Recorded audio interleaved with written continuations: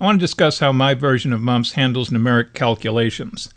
In Mumps, values are stored as strings. So if you have a numeric value in a variable, it is stored as a string.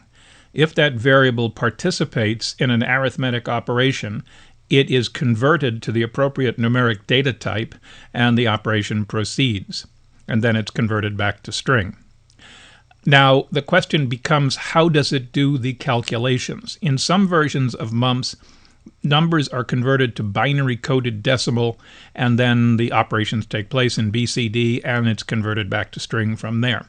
In my Mumps, there are several options. You can do your arithmetic using the system's hardware facilities, floating point and integer, or you can use extended precision. In the case of the hardware math, and I'll scroll down here a little bit, you specify hardware math by putting the configure option -- with -hardware -math into the configure list. These are in the scripts. You can see them in the build scripts. If you want to turn on hardware math, you have to affirmatively say it. If you leave this option off with hardware math, it will default to software arithmetic. Now, if you turn on hardware math, you've got a choice as to how to handle integers and how to handle floating point. Integers can be either handled as 32-bit integers, 4 bytes, or as long is the way it's declared in the actual code, which for the GCC compiler at the moment means 64 bits, not 128. So it's either going to be 32 bits or 64 bits. If your integers will not exceed plus or minus 2 billion, approximately, 32 bits better, because it's only 4 bytes that have to be loaded out of memory and stored back to memory. It is quicker. However, if you need a larger range of integers, you switch to you leave int 32 off, and it defaults to 64-bit arithmetic, which gives you a very large positive and negative range for integers. On the other hand, you've got floating point. Floating point can either be done in double, which is 64 bits, or long double, which is 128 bits. Well, it depends upon your system. It's actually 80 bits on most at the moment, as you can see in the notes down here. But if you say long double, you will get long double. If you omit -- with - long double from the configure options, then you will get just plain double, which is usually good for most applications. Also,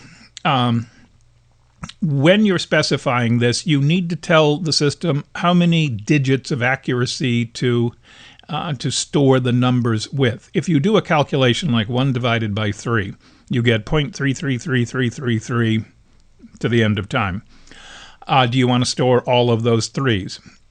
In the case of floating point, if you're using just plain double or ordinary double precision floating point, you only really get about 16 digits of accuracy. Beyond that, you'd get garbage. So if you said -- with float digits equals 16, you'll get pretty much the full accuracy, floating point accuracy, from double precision. Now, if you go to long double, there's more digits of accuracy, and there's a formula to calculate that. But the question is, do you really need 16 digits of accuracy? If the data you're dealing with is coming from instrumentation that only has 3 to 4 digits of accuracy, there is no sense carrying 16 digits of accuracy around. Your data does not get more accurate by calculating things on it.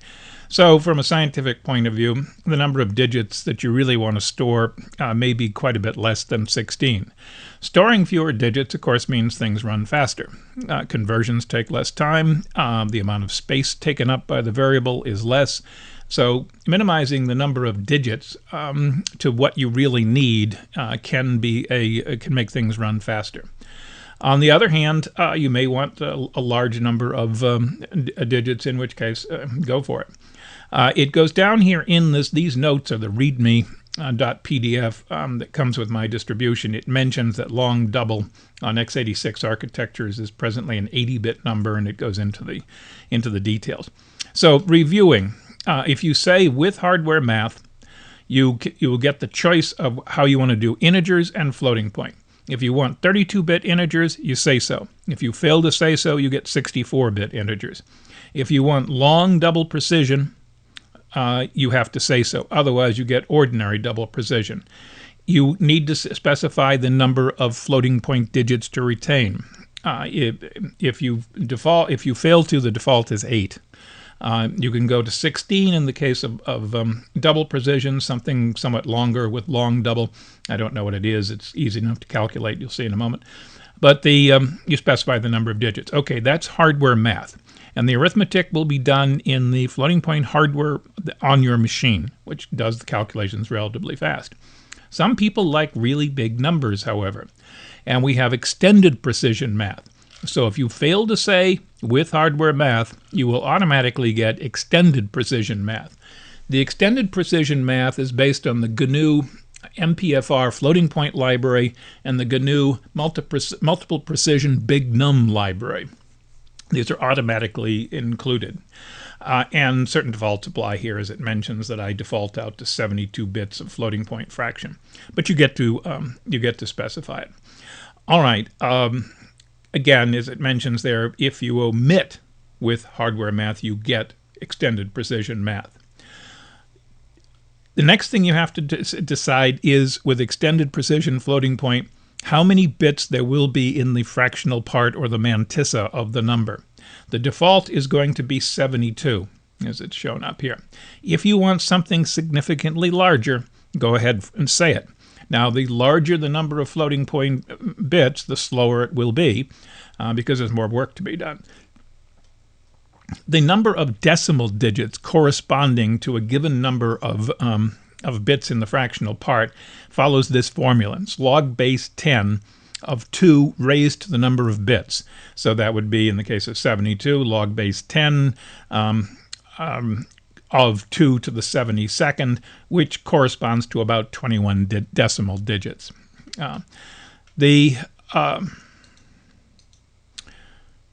The number of float digits from above, this is the same here, is the number of digits that will be stored you get to specify. Whereas if you're running 72 bits, the default, and you're getting 21 decimal digits, the default is 8 that you will be storing. The calculations will be done in the extended format, but the number of digits that actually get stored back in the variable is specified here, and the default is 8. If you want something larger, you say something larger. This is the same as before. And when it does the conversion from the numeric data type back to string, that's what's happening here. It determines how many digits to incorporate into the resulting string, how many digits of precision. The other part of this is which is doesn't actually have a configure option, is the integer. I was referring here, of course, to the floating point. In the integer mode, you get integers as large as you want. All right. There's more configure options down here. The entire table of configure options next appears in the PDF. I'm going to pause the thing right here and. All right, now let's look at some examples. First of all, let's look at the script files. Now I'm in the Mumps C directory that comes with my distribution. And these are the script files that come with it. Now the configure scripts, configure MySQL, configure native, configure PostgreSQL, those are scripts that will build the Mumps, but they'll also install the necessary software. They will go through and check to see what software you have and what you need, and they will install whatever it is that you don't have.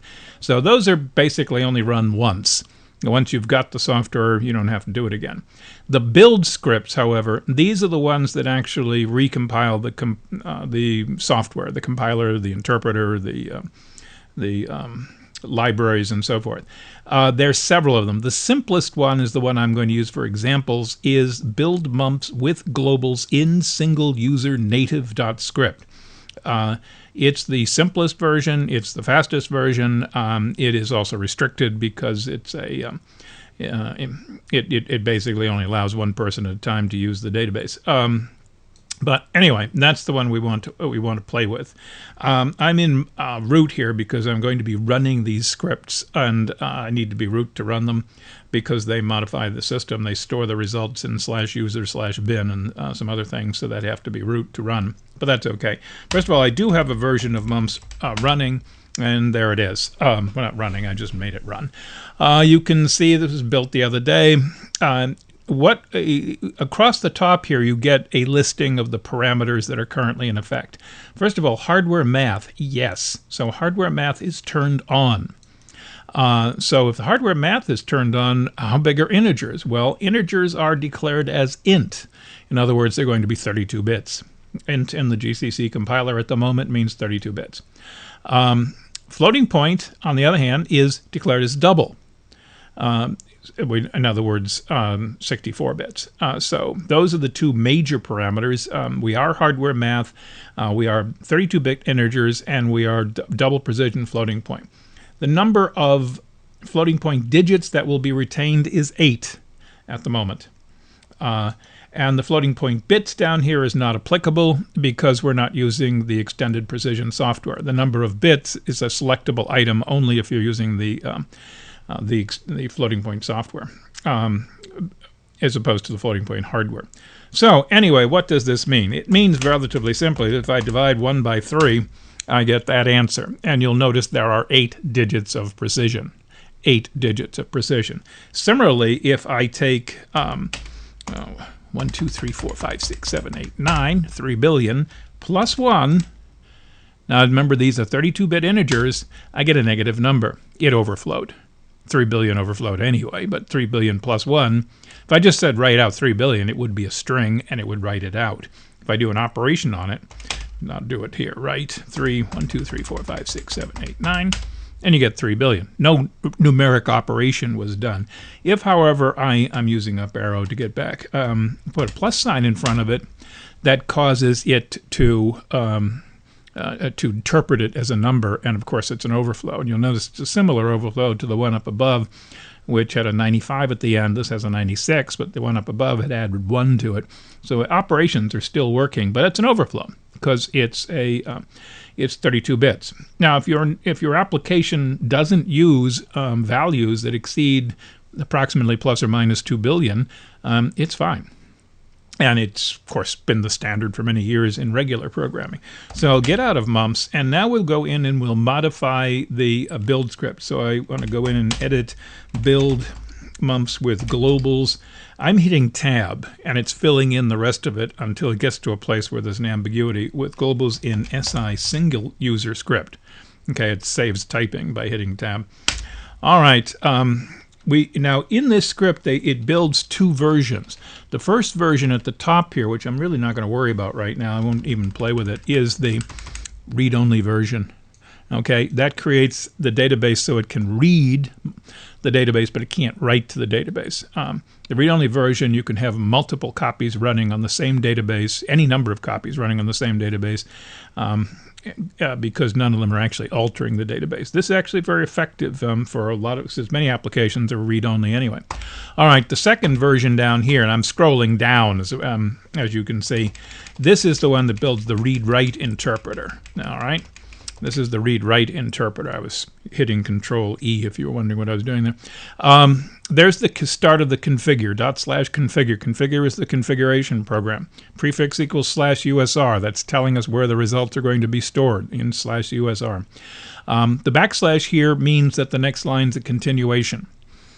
Basically what it does is it eats the carriage return so that the command line interpreter does not see a carriage return. Or new line character. I'm in Linux. New line character, not a carriage return. In any event, that essentially that means it's a continuation. So everything you see below it is actually on the same line. It's a little easier this way. The first item here is the cache setting. It's the number of buffers that are cached for the database. There's the with int 32. So I'm going to get rid of that. Okay, it's gone. And the floating point digits 8. Let's change them to 6. Okay, so we got rid of the integer 32, and we changed the number of floating point digits. There's no real sense to bring in long double. You wouldn't really see anything at 6 digits of accuracy, but you could. These are comments down here. If you want, I leave them in because if I want to move them, I just copy and paste them and remove the comment and add the backslash at the end. So anyway, what I've got here is I've changed it to to 64-bit 64-bit integers and 6 digits of accuracy. And I'll write that out, and now I'll run it. Now when I run it, it's build mumps with globals in SI, okay, and it's going to grind along and hopefully not generate any errors. Takes a moment because it's actually building it twice. As you'll notice, it's you can see this config status goes by and it'll roll by again when it builds the other version of it. Now I only changed the parameters on the read-write version. The read-only, I didn't change them. It's generally wise to keep them the same if you're going to be doing it. You don't have to, but all right, it's done. So I'll start mumps up here. And you see now here is that float is still double. Hardware math is yes. Integer is long, which works out to 64 bits. Floating point digits is 6. So it has done these changes. And again, FP bits is irrelevant here. All right, let's try our example. Write 1 divided by 3. You'll notice, yeah, I get the same answer, but I'm only getting 6 digits of accuracy. That's what would be stored, 6 digits of accuracy.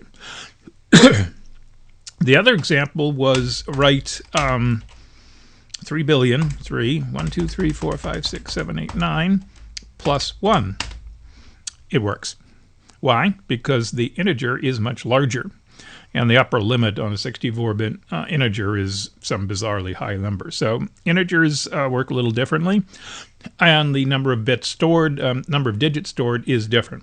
Okay, let's get out of there and go back in and make some more changes. Now go down to the bottom. I'm only changing the second part here. First of all, let's do away with hardware math. Okay, now we're going to go to software math. Number of float digits. Well, now we have the question of precision here. The default is, in fact, 72. I can bring this back up here, and I get rid of the comment. I put the backslash at the end. And let's change that to 128. It's a fairly big floating point number. As a result, it's not going to be quick. With number of floating point digits, I don't know what 128 corresponds to, but let's put down 25 digits. We'll find out. Nothing else needs to be integer 32 and no longer applies because that's only for hardware. So we're ready to go. And I will run it again. I used exclamation point there to recall the previous command. And it's now doing the read-only. In a moment it'll switch over to the read-write, which is going to flash by. All right, now we're checking and configuring for the read-write version of the software. The build routines actually attempt to use all your processors. Let's see. All right, mumps. All right, now we see float's still listed as double, but hardware math is no. So these other things don't really count. So since hardware math is no, float being double is unimportant. FP bits now is 128. It's changed. Number of digits to retain is now 25. So you can see without hardware math, the floating point bits field becomes meaningful. All right, write 1 divided by 3. And you can see we're getting a large number of digits of accuracy. Presumably that's 25. I'm not going to count them. I'm pretty sure it is. I don't know how many digits I could retain with 128-bit mantissa. It's obviously more than 25. Since I didn't get any garbage at the end, it was still accurate. So we are retaining. So if I were to say set I equal to 1 divided by 3, and I write I, that's the value that was stored in I. It contains all those digits of accuracy. All right, the next question is the integer. So if I were to say write 3, 1, 2, 3, 4, 5, 6, 7, 8, 9 plus 1, it works. The question is, what more than that can I do? If I could say write 2, 3, 4, 5, 6, 7, 8, 9, 10. 1, 2, 3, 4, 5, 6, 7, 8, 9, 10. 1, 2, 3, 4, 5, 6, 7, 8, 9, 10. It's a very big number. Okay, I'll leave a 0 at the end. Plus 1. I don't know what that number is. It's very big. And it works. You'll notice how many digits of accuracy there. Well, not counted as digits of accuracy in an integer, but it becomes effectively unlimited. I don't know where the actual limit is. If I say write, let's say, just hold them, stand on the 1 key here, and I'll put a 0 at the end, plus 2. You see it works. You've got really large integer numbers. And there are some calculations occasionally where you really want that. So in this Mumps, even though arithmetic is not all that fast, it can be unlimited. If you want to do extremely precise, large-scale floating point calculations, you can do them. You can specify, I don't know what the upper limit is on the number of floating point bits, but it's extremely high. You can retain any number of digits that you want, up to, of course, the realistic limit associated with the number of FP bits. And in terms of integers, it's effectively limited only by the amount of memory available. Don't assume that these are fast calculations, however. I mean, they're not bad, but they're not hardware either. So there are examples of how I do arithmetic. And if you want to be want your thing to go quickest, and you don't really need the extensive, really large numbers and really high precision, you go with hardware math. You go with double precision, and you go with 32-bit integers. On the other hand, if you want extremely high precision and you want really large integer numbers, you go with the software Big Num and multiple precision floating point software that is installed in the Mumps, and go that way. All right.